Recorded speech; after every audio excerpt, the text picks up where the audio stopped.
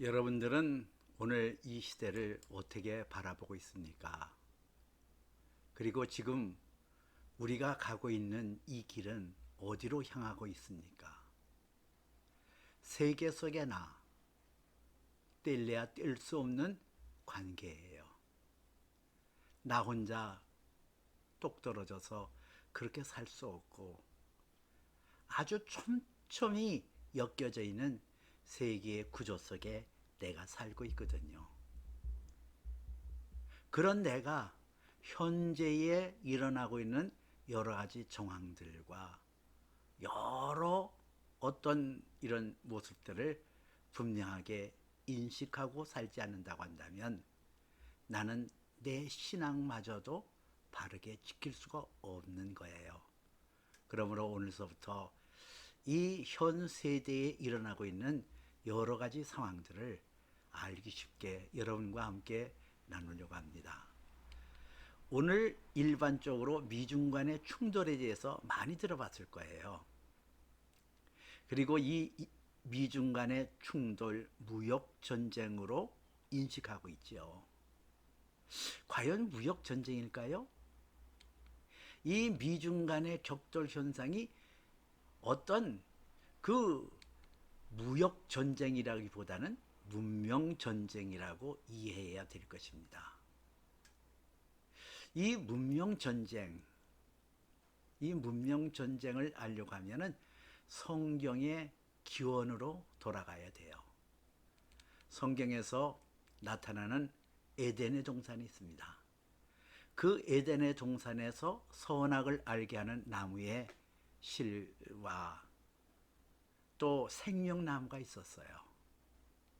근데 이 생명나무와 선악을 알게 하는 나무가 서로가 상반된 모습으로 있으면서 문명 전쟁이 바로 에덴의 동산에서부터 이루어졌다는 거죠. 하나님은 로고스 하나님이라고 그러시잖아요.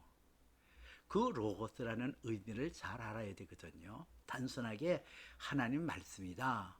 이것보다도 이 로고스라는 것은 하나님께서 모든 인류 역사의 모든 흐름을 주장하고 거기에 대한 청사진이 있는데 그 인류의 흐름뿐만 아니라 각 사람마다 준비하시고 예비하시는 거룩한 뜻이 로고스. 즉 다시 말해서 하나님이 인류의 역사와 개인의 역사의 청사진이 로고스라는 뜻이에요. 이 로고스의 말씀으로 선악을 알게 하는 나무의 열매는 먹지 말라. 내가 먹는 날에는 반드시 죽으리라 그랬잖아요. 이 로고스는 변함이 없는 거예요. 그래서 진리인 거예요. 그런데 이 선악을 알게 하는 나무의 실과를 가지고 하나님의 뜻을 배반하고 하나님의 뜻에 충돌하는 사단이 뱀의 형상으로 나타나서 쏙살거리잖아요. 너희가 그것을 먹는 날에는 너희 눈이 밝아져 하나님과 같이 되어 선악을 알 줄 하나님이 아십니다. 이 무슨 얼토당토하는 소리예요. 아니 피조물이 어떻게 하나님처럼 된다는 거예요. 이런 거짓, 이런 거짓에 놓여서 결국은 하와와 그의 남편 아담이 이 선악을 알게 하는 나무의 실과를 먹음으로써 문명 전쟁이 일어나기 시작한 거예요. 그 문명 전쟁이 노아의 홍수로 이어지게 됩니다. 하나님께서 사람들이 하나님을 숭배하고 하나님의 뜻에 순종할 것을 원했지만은 그들의 생각과 마음의 계획함이 항상 악할 뿐임을 보시고 후회하셨다 그랬어요. 창조한 사람을 내가 지면에서 쓸어버리되 사람으로부터 육축과 기는 것과 공중의 새까지 그리하리라 그랬습니다. 내가 그것을 지었음을 한탄함이니라 그랬거든요. 이 노아의 방주가 이루어지기까지 많은 시간 동안 하나님 앞에 돌아오라고 그렇게 외쳤어요. 그럼에도 불구하고 사람들은 조롱했다 그랬거든요. 자기의 정력을 쫓아 행하며 기롱하여 가로되 주의 강림하신다는 약속이 어디 있느냐 이러면서 하나님의 홍수에 대하여 아주 부정적으로 대항하고 하나님의 뜻과 육신의 생각에 그 격돌이 이 노아의 홍수의 사건의 모습에서 나타나고 있는 거거든요. 그 노아의 홍수 사건이 끝나고 하나님께서는 저들에게 무지개 언약을 베풀어 주었어요. 이 무지개 언약이라는 것은 하나님께서 저들에게 다시는 홍수 심판으로 저들을 멸하지 않겠다, 그 뜻이거든요.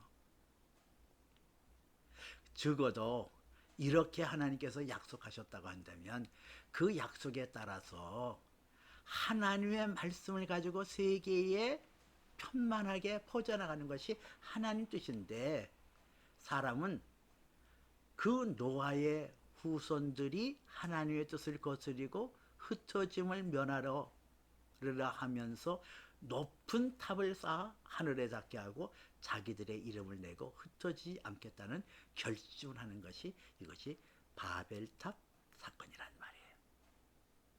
하나님을 끊임없이 대항하잖아요. 진리에 대항하잖아요. 그래서 나타나는 것이 뭐예요? 그 바벨탑이, 자랑스러웠던 바벨탑이 무너지고, 그로 말미암아 여러 족속들이 각 지역으로 흩어지게 되어지고 언어가 혼잡하게 되어졌다 그랬습니다. 오늘날 지구상에 존재하는 언어는 대략 7,000가지라고 하는데요. 현재 성경은 약 1,600가지 언어로 번역되어 있어요. 이런 현상 때문에 각 지역의 그 피부색과 지역에 따라, 민족에 따라 다양한 사상들이 있어지게 되어지는 거예요. 생각들이 다양해요. 여러 가지 생각. 그 생각들이 너와 나와의 사상적인 대립으로 나타나는 거. 이게 바로 문명전쟁의 기반이라는 거죠. 사상의 대립. 그리고 내 편과 내 편이 있어서 내 편이 아니면은 적이라는 주류와 비주류의 대리전쟁도 일어나고 있어요. 이 대리전과 더불어 내 편과 내 편의 편가르기 전쟁이 일어났다니까요. 내 편으로 오지 않으면 나와 적이 되어지고, 그래서 내 편과 내 편의 편가르기 전쟁, 이것이 바로 문명전쟁이에요. 이 문명전쟁이 어떠한 영향력을 주어졌나, 어떠한 반작용을 가져왔나. 아니, 건물을 지는데 꼭 반듯하게 지어야 되는 법이 어딨어? 이렇게 쭈그럭 망탱이처럼 지어도 무슨 상관없는 거 아니야? 아니, 건물을 무슨 무너지는 것처럼 지으면 어때? 아, 옷을 좀 이렇게 입으면 어때? 이렇게 기존의 전통 가치와 규범을 무시하고 새로운 가치를 숭상하는 해체주의가 등장하기 시작한 거예요. 기존의 어떤 전통성, 어떤 가치성을 해체하자. 그게 무슨 우리에게 유익이 되냐. 이렇게 하는 그런 움직임이 활발하게 일어난 거죠. 기존의 전통적인 가치관과 윤리 도덕의 규범을 파괴하는 시도로 인해서, 야, 꼭 남자와 여자끼리 결혼해야 돼? 아, 남자와 남자끼리 결혼하면 어떻고 여자와 여자끼리 결혼하면 어때?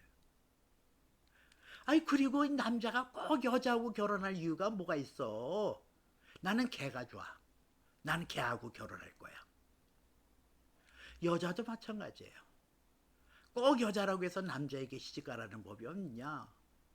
나는 걔가 너무 좋거든. 말 잘 듣고 배반하지 않고 얼마나 좋아. 그래서 나는 걔하고 결혼할 거야. 이런 움직임들, 이런 변화가 지금 세계 곳곳에 퍼지고 있다는 거예요. 이 문명 전쟁이 가져다 준 또 다른 반응은 Political Correctness라고 PC 좌파의 등장이 나타난 것이죠. 이 폴리티컬 코렉트니스는 아니 눈먼 봉사라고 하면 상대방이 얼마나 기분이 나빠. 그러니까 시각장애인이라고 시각장애우라고 하고 청소부라고 하면 비하는 거잖아. 환경미화원이라고. 아 식모가 뭐야. 가사 도움이라고 해야지. 그래서 상대를 상당히 존중해 주는 것 같지만은 여기에 위선이 담겨 있고 거기에 악함이 담겨 있는 이 PC 좌파의 등장이 오늘 세계에 만연해 있다는 거예요. 미국 역시도 마찬가지죠. 이 PC 좌파들로 말미암아 거기서 거짓을 말하면 어때? 아 거짓이라도 사람에게 유익이 되면 좋지. 이런 좌파의 등장이 오늘 이 문명 전쟁의 반작용으로 우리에게 나타났다는 거예요. 앞에서 말씀드렸죠. 미국과 중국과의 전쟁은 이거는 무역 전쟁이 아니라 문명 전쟁이다. 중국 자체를 놓고 전쟁을 벌이는 것이 아니라 중국 공산당에 대하여 이 전쟁이 일어나는 거예요. 중국 공산당은 어떤 실체를 가지고 있는가? 소수의 무리가 전체를 장악하는 그런 구조로 되어 있어요. 경제에도 많은 기업들이 공산당에 의하여 운영되고 있다는 거. 소수의 권력 구조가 이루어지고 있다는 거죠. 이 중국 공산당에 기반하고 있는 것이 바로 중화사상이라는 거예요. 이 중화사상이라는 것은 중화문명이 세계의 중심이라는 고대의 관념으로 해요. 여기에 중화는 한족의 문화를 뜻하며 한족 국가 이외의 나라를 이민족으로 여기고 배척함으로 화이사상, 자기 민족 아닌 다른 나라는 오랑캐 쌍것들 별 볼일 없는 존재라고 생각하고 있는 거예요. 이런 중화사상으로 이루어진 중국 공산당은 1대1로라는 것을 가지고 중국의 패권 전략을 가져오려고 하는 거죠. 육지로에서는 실크로드 경제 벨트를 구상하고 그 다음에 해상으로는 21세기 해상 실크로드를 만들어서 하나의 중국이 세계의 으뜸인 나라로 세움받겠다. 그렇게 주장해서 나가는 것이 중국 공산당들이 해왔던 그런 모습이라는 거죠. 이런 중국의 패권 전쟁에 대하여 미국에서는 자유경쟁 체제와 개인 존중 사상을 가지고 있는 프로테스탄트의 정신으로 이거와 안 맞는 거예요. 중국의 중화사상을 통한 중국 공산당의 그 논리가 안 맞는 거예요. 겉으로는 무역전쟁 같지만은 사실 문명전쟁으로 치닫고 있는 겁니다.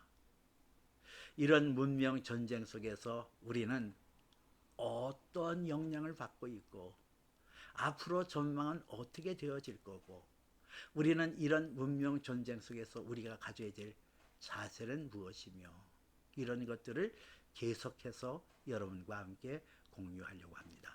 들어주셔서 감사합니다.